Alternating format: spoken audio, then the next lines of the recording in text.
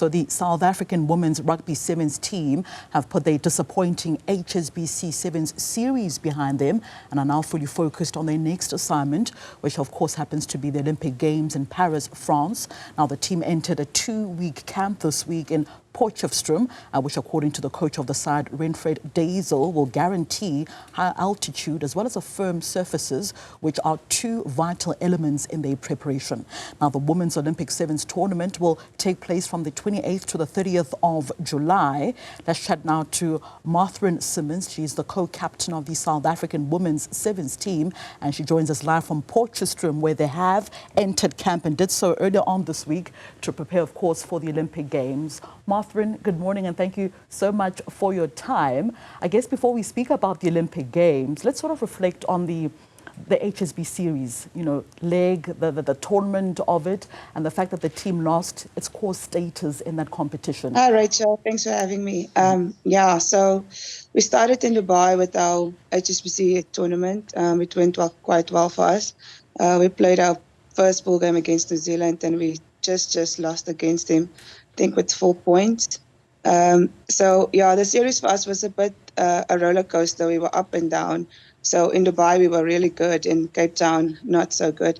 And I think that went on for the whole series. And that just shows that if you can't be consistent, then you can't stay on the series. So for us, just a lot of learnings, and obviously coming back to camp in Stellenbosch and now here in Potch, it's just for us to try to be consistent the whole time.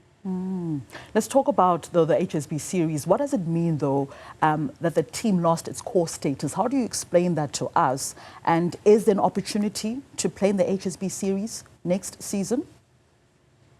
Yeah, so it was quite tough for us getting kicked off the series, especially because we showed that we can compete against the world's best teams. For us, I think it's just keep on working and training and going back to the drawing board and getting to be consistent, like I said previously. So for next year, we will be in a Challenger series where we firstly have to qualify in African Cup now in October. So the top 2 teams will go then through to almost like a semi-tournament where you play every other month against the second-tier teams, I can say. Like your Kenyas, like your Poland, Argentinas. So obviously it's like, I think 4 tournaments, in the best 4 out of that tournament gets to play in the last tournament on the World Series against the bottom 4. So then we have to qualify through that, obviously finishing in the top 4 out of that 8 teams. And then only you can get back into the World Series for that next year. So it's basically going to be a long journey, for the team to sort of recoup their status in the HSB series. But talk to us about also how the team benefited. How has the team benefited since playing in the HSB series? Because you're essentially playing with some of the best teams in the world. How has the team improved since making an appearance in this competition? Lots of improvements. Not a lot of girls has the experience of playing in the World Series, but this season, like what we got through it, is a lot of girls got to play in the World Series and got to experience the fast-paced, the intense playing against the world's best. So that is already a positive for us. And then a lot of learnings, obviously, on the series that you can't just show up to a game and expect to win. So, it's just the experience, the intensity, and obviously the learnings out of the not-so-good tournaments and how to get back from, if you've lost the game, how to get back into it to actually win the next game. So I think, a lot of experience for the girls getting to play against the world's best. So vital experience. And in other words, let's move on now to the Olympic Games. Getting ready for the Olympic Games, that first tournament, of course, taking place from the 28th to the 30th of July. Mathrin, what conversations as a team are you guys having in camp at the moment about the targets for the Olympic Games, and obviously improving on, some of the issues that you raised about the team management, the game management, as well as the lack of consistency that was shown by the team in the HSB series? How do you work on improving those things going into the Olympic Games? Yeah, so we got a quite good experience group together in this camp. We're 17 at the moment. So, yeah, we're just working through getting the combinations right and obviously the fitness and be training on that consistent level where the intensity is quite high. So we're working very hard on the conditioning part as well. So for us, it's just, we said one of our goals, obviously, or the main goal is to go to compete for a medal. And that's the only goal we have. So obviously we have to start somewhere.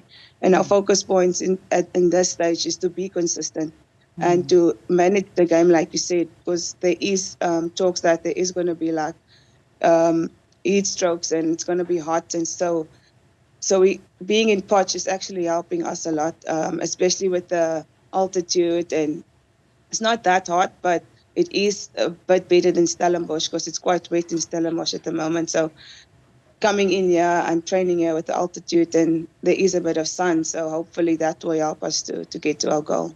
And I think about, the coaching staff that you guys have to work with. Renfred Dazel, of course, an accomplished rugby player during his time. Cecil Africa, his assistant, who won a bronze medal at the 2016 Rio Olympic Games. How has the team, managed to improve under the leadership of these two individuals who've got so much, experience at the highest level as well? Yeah, yes.